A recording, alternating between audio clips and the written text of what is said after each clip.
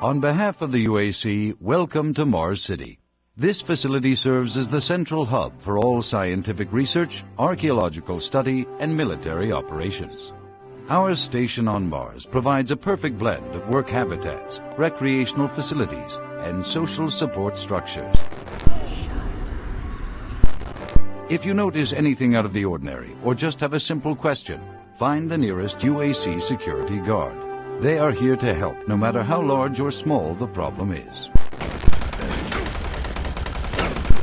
Goal number one at the UAC is the safety and well-being of all employees and guests. The chain gun delivers unparalleled reliability and functionality. This weapon's lightweight and high yield make it desirable for most combat scenarios. The Series 3 plasma gun is an extremely versatile medium-range combat weapon.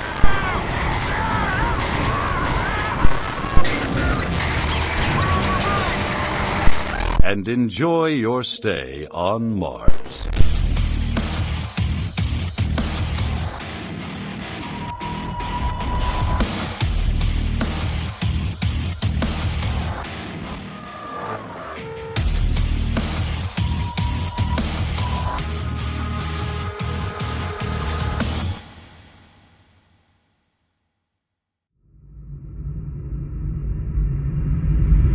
Alright, so spooky season might be over, but I still have the urge to talk about something scary. Also, I started writing this script back in October and I need to get it out while it's still somewhat relevant. Though, if I'm being entirely honest, I'm not really a big fan of horror games. Now, some people might hear that and think that I'm a wimp and assume that I don't like getting scared, which is not entirely true. I just don't like the idea of playing video games with the sole purpose of getting scared. Many horror games are kind of just glorified walking simulators where you just go around some creepy environment waiting for the next jump scare. Games like Outlast, Amnesia, and many other indie horror games are great examples of this. Great horror games in their own right that create some truly terrifying experiences, but when you break them down, outside of discovering the mystery that lies within whatever story there is in the game, oftentimes the most interesting thing you'll be doing in these games is solving puzzles. But aside from that, the main point of those games is to just get scared. And I don't know about you guys, but I don't like the feeling of being scared. And before any of the die-hard horror fans out there start lunging at me, I'm not saying all horror games are like that. I'm well aware that there are a plethora of other games in the horror genre that I can play and possibly enjoy. I'm simply saying that if I'm going to play a horror game, there has to be more to it than just scares if I'm going to enjoy it. Personally, if I had to choose my ideal horror game, it's one where I can also fight back against whatever horror is trying to terrify and kill me, which I suppose by definition describes the survival horror genre, but I can't just be scraping by for resources, barely being able to defend myself in these games. Yes, I'm incredibly picky. I'm of the belief that if I'm going to be scared, then I also want to be able to properly defend myself and punch whatever's trying to kill me in the face as hard as I can. Or in some cases pump an unhealthy dose of lead in its face. On top of that, I think it can bring about a greater level of fear when something can manage to scare you despite the fact that you're carrying enough firepower to level a house. Sure, the thing that managed to scare you won't be living for very long, but the threat of it and anything else hiding in the dark potentially harming you still remains. And thus we get to the topic of today's video, because I can think of no better game to bring about a reckoning of lead upon the monsters hiding in the dark than Doom 3.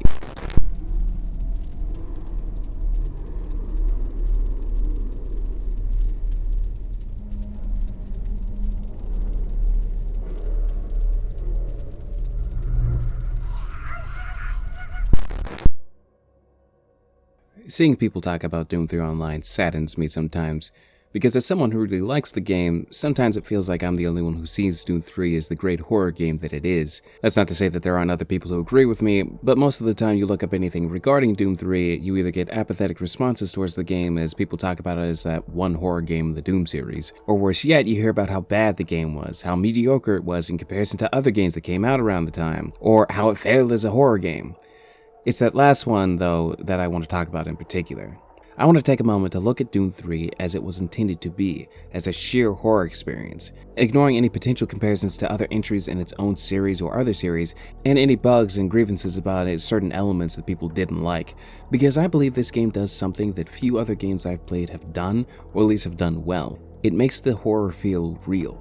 The previous games in the series have always had an arcadey feel, with you running through each level as a one-man army mowing down any and all demons that get in your way as you work to stop the invasion of hell.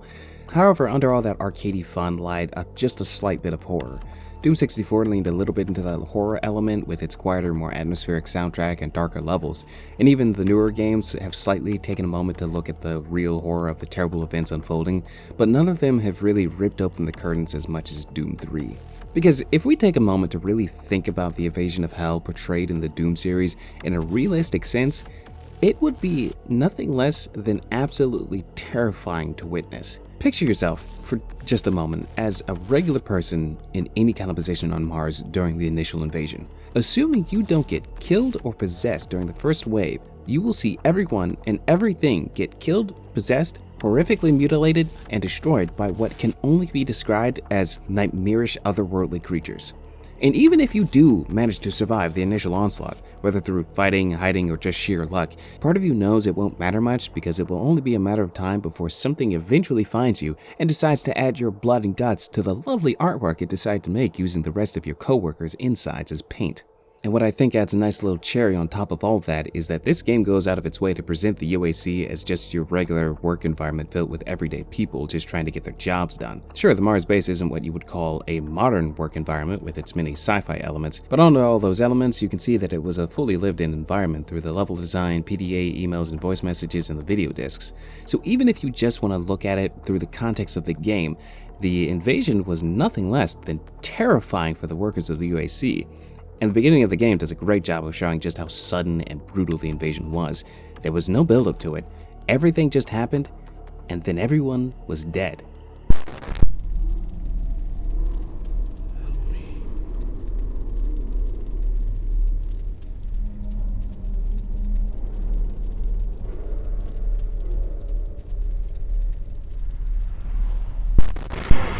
Structural integrity at risk.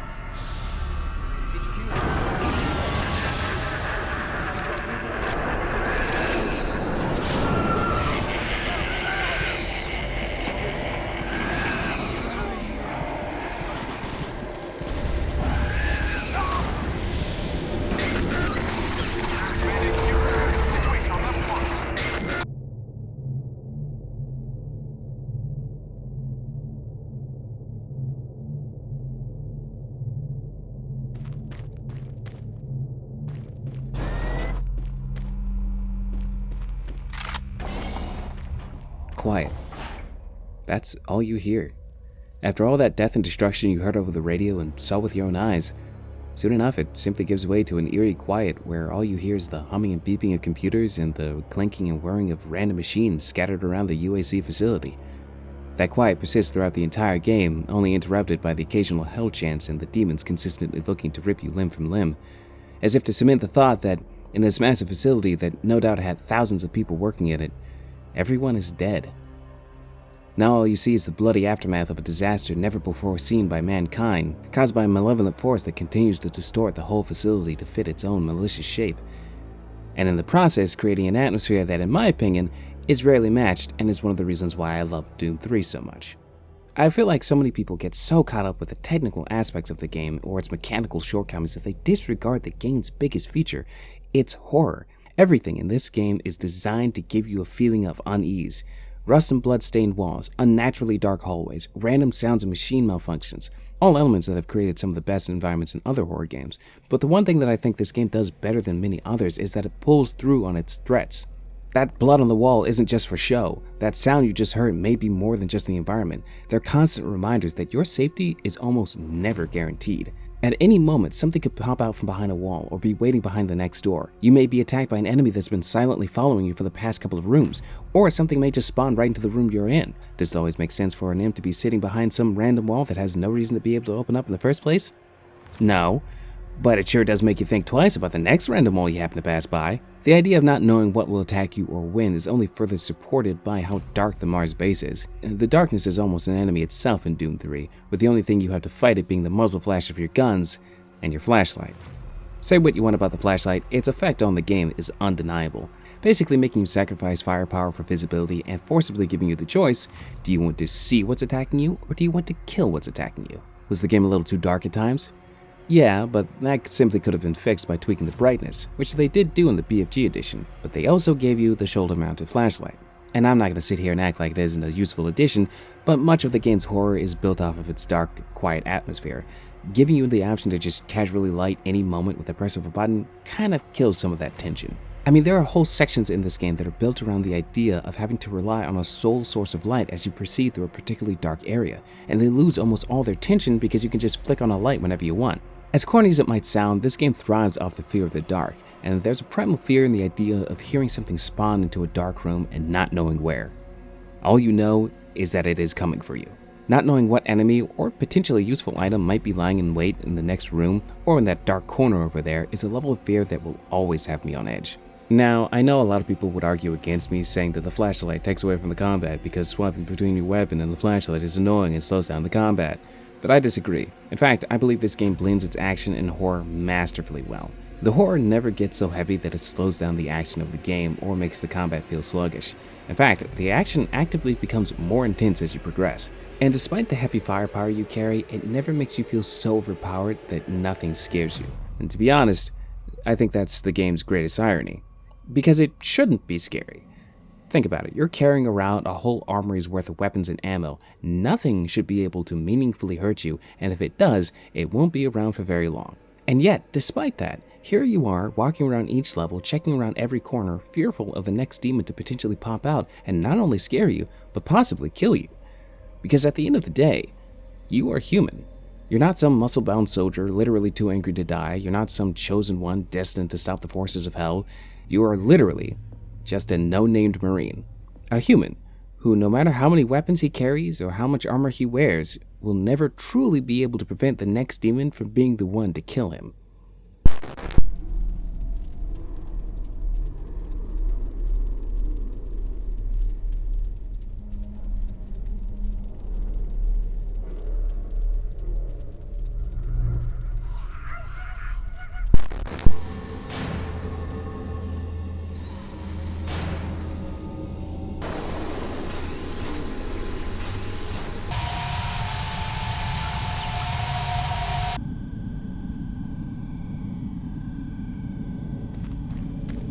Sound design and music can oftentimes make or break a piece of media.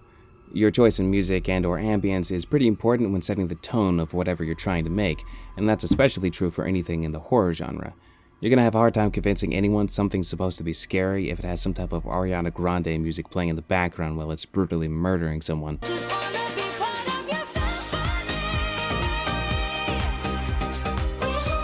Obviously, games are no exception. While all the other games in the Doom series are more than well known for their hard-hitting soundtracks that get you itching to tear through armies of demons, Doom 3 took a slightly different approach and decided not to have any soundtrack. I know for some people, along with some other things, that's blasphemy for a Doom game. And to that I say, 1, you clearly haven't played Doom 64, and 2, that lack of music is what makes and builds the atmosphere for this game. Almost all the sounds you hear in Doom 3, metal creaking, machines malfunctioning, alarms blaring, steam venting, computers beeping, are caused by something in the actual Mars base. And what noise isn't caused by the base itself is being created by the corruption caused by the invasion. This heightens immersion to an incredible degree in my opinion because it gives more weight to each sound and it makes any random noise you hear while walking through the base very real as far as the game is concerned. In turn, it makes you as the player very jumpy as you don't know what sound may have just been the environment or potentially some demon making its way towards you. While the UAC is just plain creepy from a visual standpoint, those visuals would not have held nearly as much weight if it weren't for the sound design.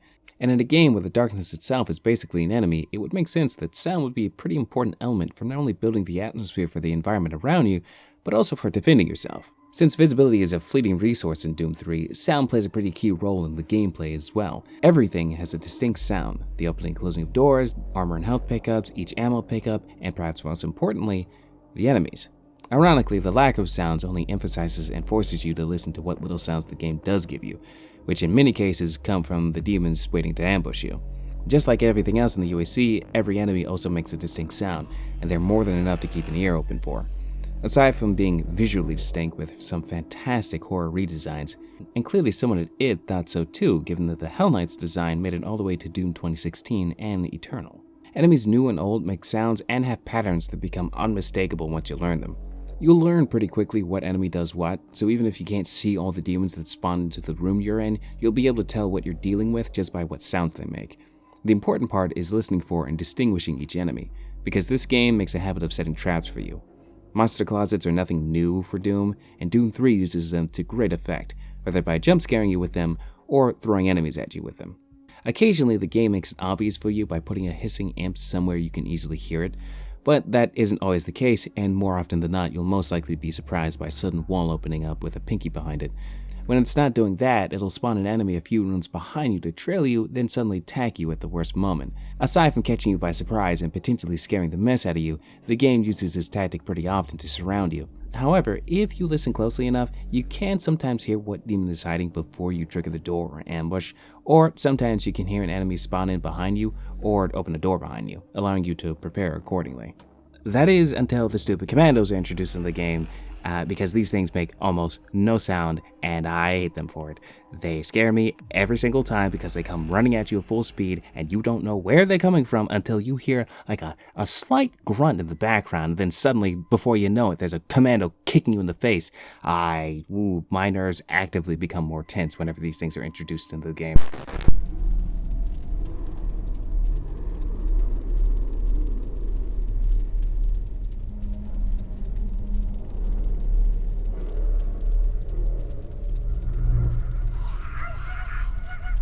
Now, as much as I want to look at this game from a purely horror perspective, it is, at the end of the day, still a Doom game, and the over-the-top nature of Doom and its weapons are kind of baked into this game's DNA no matter how real it gets. But lucky for you, those over-the-top weapons are one of the things that makes Doom fun, and rest assured, all the weapons in Doom 3 are great and meet the standard for Doom weaponry.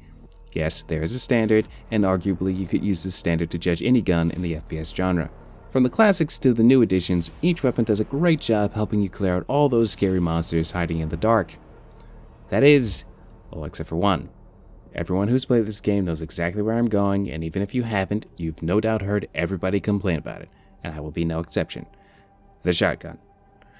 I'm not sure why they made it the way they did, but this thing is one of the most inconsistent weapons I've ever used in a game. Which is crazy because the shotgun should be one of the most reliable weapons in the game, most certainly for Doom. Every shot with this thing has a 50-50 chance to either one-shot most enemies or slightly tickle the weakest enemy.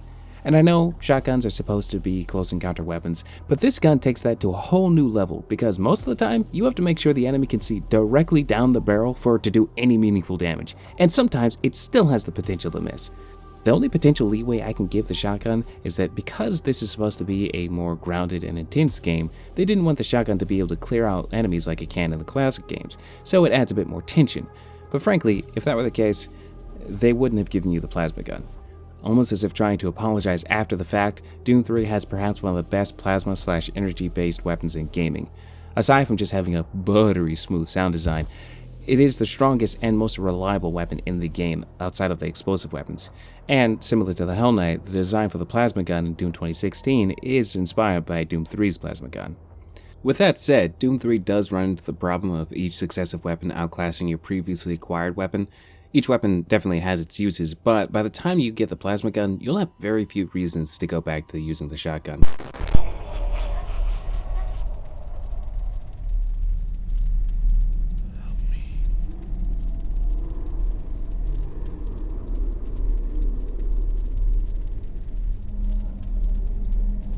So if you've been watching my videos up to this point, you may have noticed a pattern of me relating the game I'm talking about to my experience playing it when I was younger. That's mainly because many of the interest I have in games today comes from all the games that I played or watched my family play when I was a kid. Part of the reason why I think this game is so scary is because, similar to Ninja Gaiden, I would watch my dad play Doom 3 quite often. And you know how we all have that one thing that scared us as children and still kind of rubs us the wrong way to this day? Well, Doom 3 was that thing for me. Doom 3 was one of the games that honestly and truly terrified me as a kid. My experience with it can best be described as overwhelming fear mixed with morbid curiosity. Because while I was probably entirely too young to be watching him play it, and constantly scared of the next zombie that would come out of the nearest wall, I was glued to my seat every time my dad played. I was honestly fascinated seeing how my dad would skulk around the corridors of the UAC, just barely managing to survive each wave of demons, only for him, and subsequently me, to get jump scared by some random demon that dropped from the ceiling. I don't know why, but I guess you could say it left a mark and made me appreciate the game's legitimate and successful attempts at scaring me. Eventually, I made peace with that fear by playing it myself, which took years to muster up the courage to do. Now, while much of the fear this game induced has decreased as I've gotten older and played it several times, it still does find ways to scare me and give me that feeling of unease whenever I play it. Whether that's from some form of PTSD or some legitimate fear that still remains to this day, who's to say? Personal fear aside, I feel like I may have repeated myself a few times throughout this video, but I really just wanted to express why I think this game does horror so well. So many people like to make jokes about this game and make fun of it for its heavy attempts at horror that I feel like they disregard how well it actually presented it. Because yeah, obviously if you don't take the horror elements of any game seriously and just breeze by them, it will become significantly less scary. There are no doubt better horror games out there than Doom 3, I'm just saying that Doom 3 is a darn good one, and I hope others can see it that way too. If you made it to the end of this video, I want to thank you for sticking around as I trauma dumped one of my childhood fears on you. Maybe you can relate, whether it's from Doom 3 or another game that scared you as a child. Or maybe not. Feel free to tell me how much of a wimp I am for getting scared by this game. I'm already expecting a few harsh comments about my opinions on the flashlight. Either way, I hope you enjoyed it, and thank you for watching.